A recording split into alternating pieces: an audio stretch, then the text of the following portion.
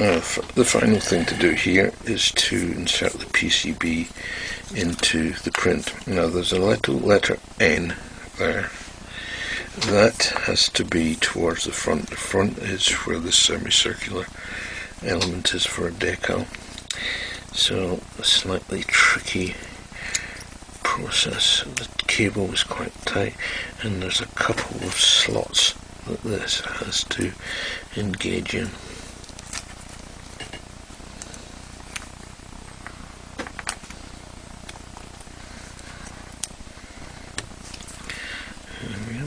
And then it slides in, and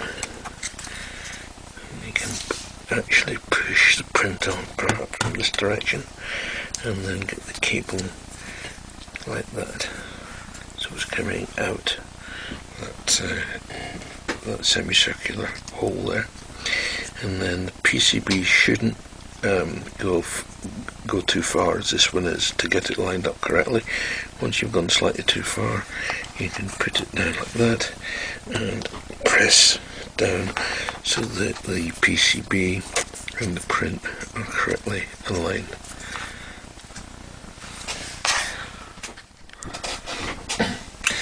Now we're going to prepare this cable and connect it to the module we've previously built. We need 1/2 of these prints that you should have printed yourself. These are the top casings for the joystick. If you hold it like this, it's the left hand part that we want, so we'll put this to one side for the moment. Let's get rid of any support material from the print. Check it's nice and clean. Now the cable, if you've used the same one as recommended, is a multi-core cable, and we need to slide the grommet on first. It can be a little bit stiff. You can either wet it with a little bit of water, or what works nicely is washing up liquid and just run it down the cable. The exact position we slide this to can be adjusted later, but we do need to get it on now.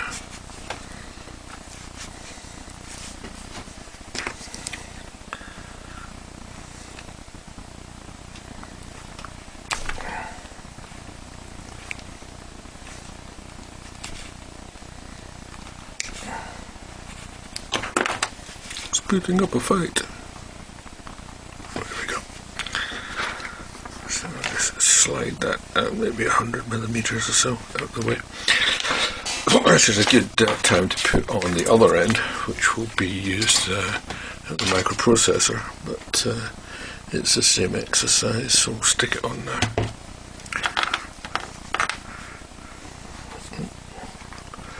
Note the direction I'm putting this on. Alright, I'll come back to you later. Okay. Now, taking this half of the 3D print, slide the cable through the slot like that. If you don't do that, we'll be in a mess.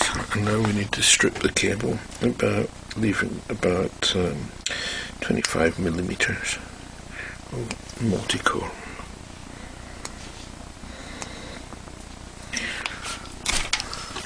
Okay. So we don't need the screen. And we don't need the white wire. So a few things to identify here. The screen we can pull out.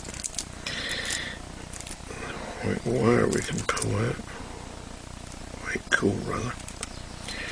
And there's also a dummy filler piece which is black, not to be confused with the black core. So one of these will stretch and one won't. That one. So that one can come out. So fold them all back.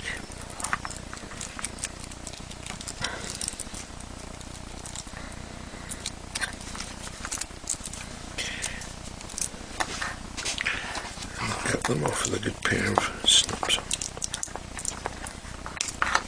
Okay. You can strip them one at a time, or if you're proficient, you can do a few at a time. There we go. If there's any loose strands, make sure they're cut off. Now, I always tin these, it makes life easier. So I'm going to use a thing to hold it in free space.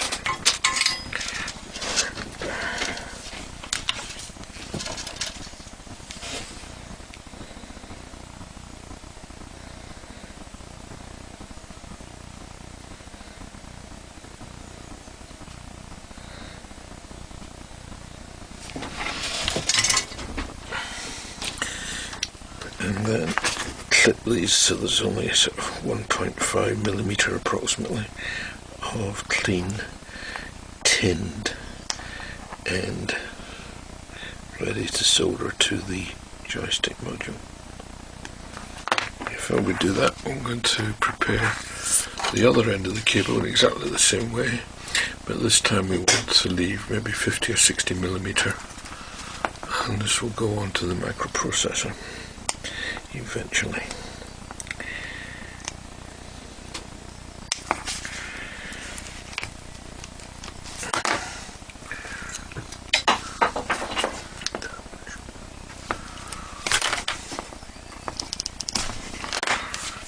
Exactly the same thing. So take the screen off it, and here this plastic material. White core is not used, so we'll pull that out too. And the fake filler piece, which I suspect is that one. Yes, we pull, it stretches, so all that can be clipped off.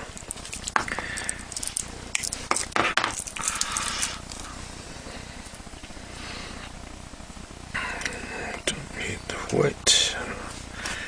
Should I cut that off at the same time? Don't worry. So we have 5 cores again. And again I'm going to strip them.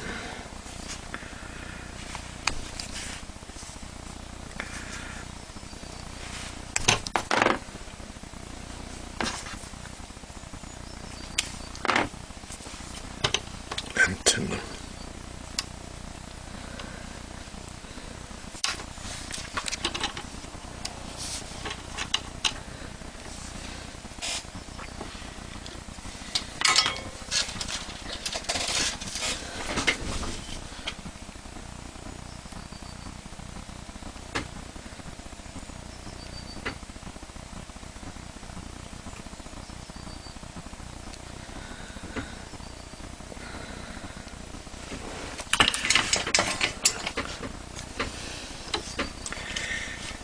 Okay, you don't need to cut these off, it's handier, they're a little bit longer.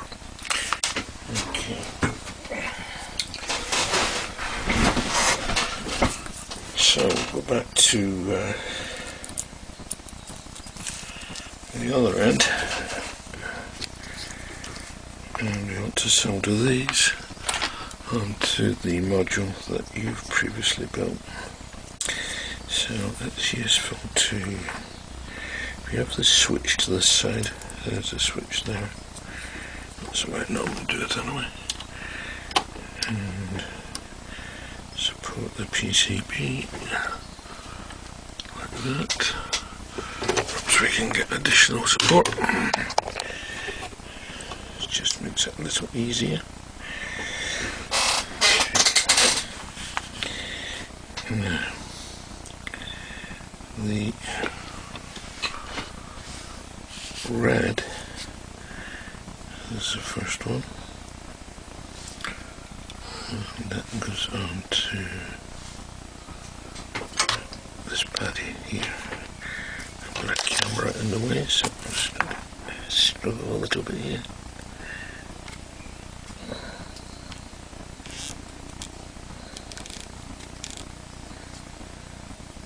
Okay, the next pad, that one there, is blue.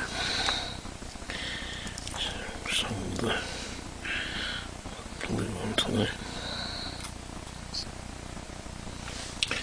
And The next one here is black.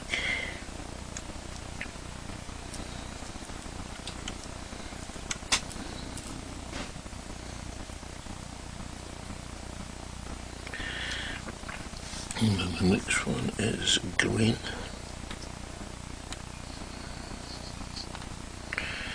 And then this one here is yellow. That's just gone to one side of the switch. So for the mouse version, the Dangle M, we need to put a little link in.